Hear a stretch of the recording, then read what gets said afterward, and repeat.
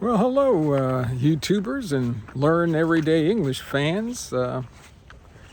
I'm taking a walk in the neighborhood. Again, as you can see, I try to do this pretty regularly or on a regular basis, as we can say.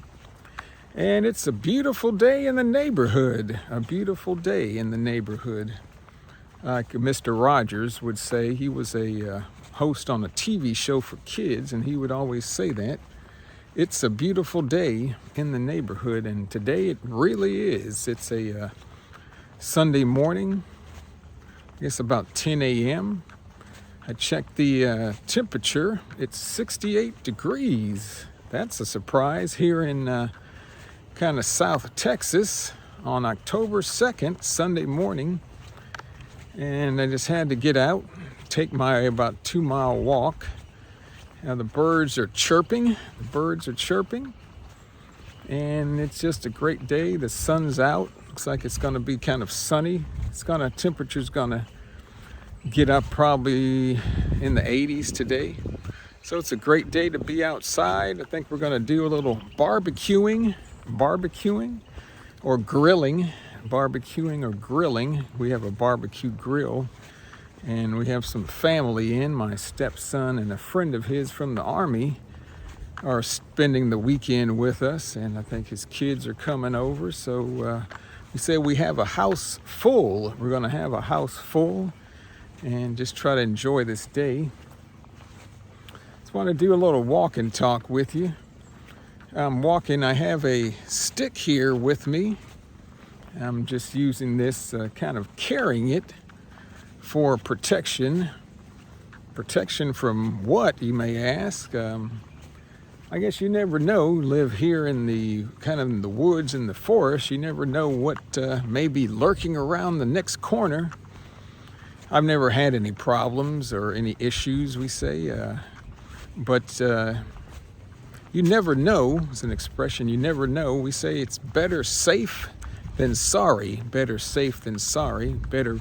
It's better to be prepared than to regret something. So I'm just saying maybe there's a rabid skunk or fox or some type of animal. I know the chances are very slim that's going to happen, but I'd just rather be prepared than not. So I just carry this with me, or maybe there's a loose dog. You never know. Some people just let their animals out of the house, and we say they're just walking around by themselves, and you can never know what may happen. I had to switch hands. So just gonna walk and talk. Wanted to talk to you today about something.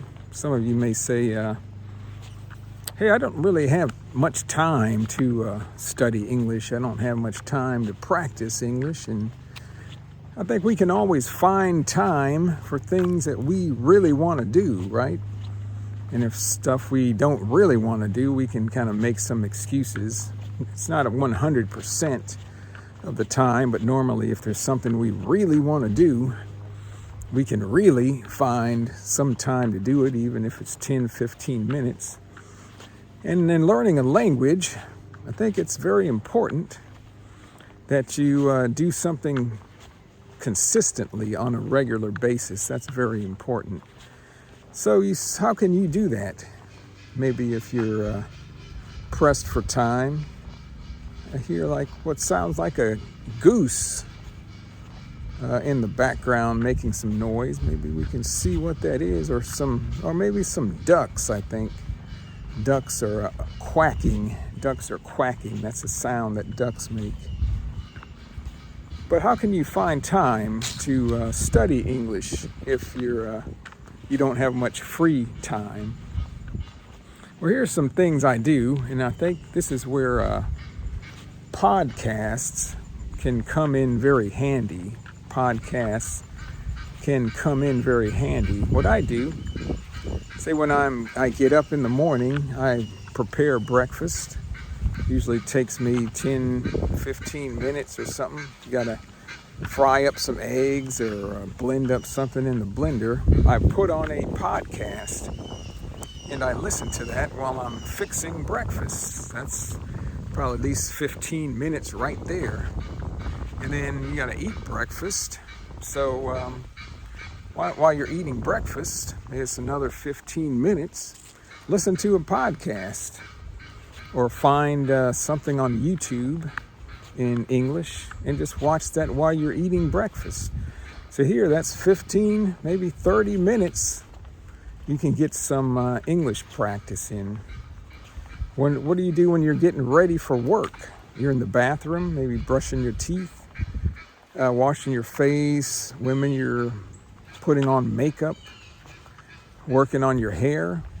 Why don't you, again, listen to a podcast or watch a YouTube video. That's at least probably another 15, 20 minutes. And one big thing that I like to do is when I'm driving in my car, if I got to go somewhere, I'll just put a podcast on and listen to that while I'm driving.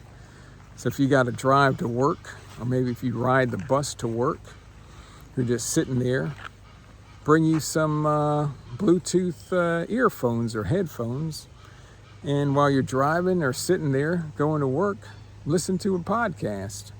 Same thing, you got to go back home if you're driving or taking the bus or the train. Hey, listen to a podcast. That's probably another 30 minutes one way, depending on how far you got to go. 30 minutes a day, hour a day. And what you're doing, what I'm doing here, I don't know if a lot of you like to exercise or do a little exercise. Maybe if you like to walk around your neighborhood, again, listen to a podcast. If you like to ride your bike, listen to a podcast. If you go to the gym, work out, get some headphones, listen to a podcast. They're invaluable. And you can find, I think it's easy to find at least an hour a day throughout the whole day. Break it up into chunks or groups, 15 minutes here, 15 minutes there. And we say before you know it, you have at least an hour, maybe more a day where you can practice your English. It may not be what you want to do, but you can always find time. So one other thing I want to tell you is, what do you like to do besides, say, study English? Do you have any other pastimes or hobbies? Do you like to take photographs, do photography? Do you like to do woodworking? Maybe you're into cooking. Whatever it is, instead of, say, watching those, if you like to maybe watch those types of videos, I gotta change hands again, watch those types of videos in your language, hey, why don't you try to watch some videos in English on how to do those things, how to cook certain foods, how to do woodworking, how to take photographs in English. You're probably going to be watching those videos anyway, or that information in your language, your native language. So just change that up. We say, watch how to do those things, learn how to do those things while watching videos in English. And I know this kind of, you got to be careful, not be careful, but depends on your level of English, how much you can understand. But if you're an intermediate, upper intermediate English language learner, I think there's quite a few videos that you can watch. And also, if you watch a video that seems to be a little bit too advanced for you, just turn on the English subtitles. And that's a good way to look up words and increase your vocabulary. So that's another tip, how you can find time to study and practice your English. Other people say change your phone into English so that everything there is English. So another thing that helps is you have to make learning a foreign language kind of part of your lifestyle. So try to do as much as you can in English, and that'll make things a lot, say, more fun for you. It might be somewhat of a hassle. We say a hassle when you first start, but you'll get used to it. And the more you can make it part of your regular routine, I think the better it's gonna be for you as you learn and improve your English. Let me change hands again. And I think that's maybe all I want to tell you today. So if you need to find time, just see where you can find 5, 10, 15 minutes here or there.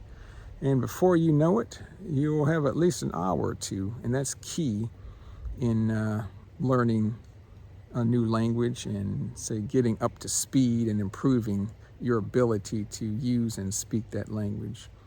Well, thanks for watching. Hey, like and subscribe and tell your friends about this channel. Hope you found something interesting. And we'll see you later on Learn Everyday English. Hey, goodbye.